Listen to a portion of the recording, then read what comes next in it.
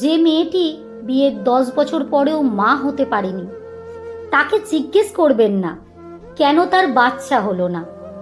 বিয়ের বয়স পেরিয়ে যাচ্ছে বলে হাসতে হাসতে সে মেয়েটিকে জিজ্ঞেস করবেন না সে কেন এখনো বিয়ে করেনি। বাপের বাড়িতে যে মেয়েটি বেশ কয়েকদিন ধরে থাকছে, বাপের বাড়িতে কেন এতদিন পড়ে আছে, এমন অবান্তর প্রশ্ন করে তাকে বিব্রত করবেন না। এতদূর পড়াশোনা করে কেন এখনো চাকরি পেল না, এমন প্রশ্ন করে তাকে ঘরবন্দি করে দেবেন না।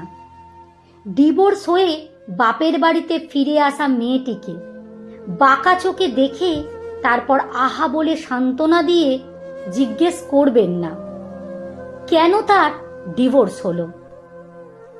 কোনো সামাজিক অনুষ্ঠানে গিয়ে পান চেবোতে চেবোতে ওই বেকার ছেলেটিকে দেখে কথা বলার আগ্রহ দেখিয়ে বলবেন না, এখনো পর্যন্ত কিছু একটা পেলি না। অক্লান্ত পরিশ্রম করে যে মেয়েটি 10 ঘন্টা ডিউটি সেরে একটু রাত করে বাড়ি ফিরল, পরের দিন সকালে তাকে দেখতে পেয়েই জিজ্ঞেস করবেন না, কাল এত রাতে কোথা থেকে ফিরলি? বয়স তো ভালোই হলো, তোর সব বন্ধুদের বিয়ে হয়ে যাচ্ছে, অথচ তোর বিয়েতে কবে খাবো? এমন অনাধিকার দাবি করে সেই ছেলেটিকে অস্বস্তিতে ফেলবেন না।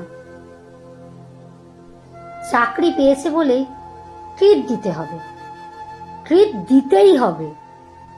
অন্যের পকেট কেটে হ্যাংলামির আবদার করবেন না।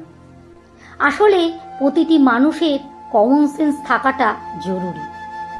এই কমন সেন্স যদি সত্যিই থাকে তাহলে কখনোই তাকে এই প্রশ্নগুলো করবেন না। এই কমন সেন্সটা থাকে না বলেই কিছু অকর্মার ঢেকি আছে যারা এই প্রশ্নগুলো করে অপর দিকের মানুষটাকে অপ্রস্তুতিতে ফেলে। এদের মতন মানুষ এ সমাজে ভয়ঙ্কর, তাই এদেরকে দেখলেই এড়িয়ে যাওয়া ভালো। মনে রাখতে হবে এই কমন সেন্সটাই আপনাকে সুন্দর করে, আপনাকে ব্যক্তিত্ববান করে। কলমে সরজিৎ ঘোষ, পাঠে অঞ্জু বিশ্বাস। ভিডিওটি যদি আপনাদের একটু ভালো লেগে থাকে তাহলে একটা লাইক কমেন্ট করতে একদম ভুলবেন না। আপনাদের এই একটা লাইক কমেন্টই আমাকে নেক্সট ভিডিও করার জন্য অনুপ্রাণিত করবে।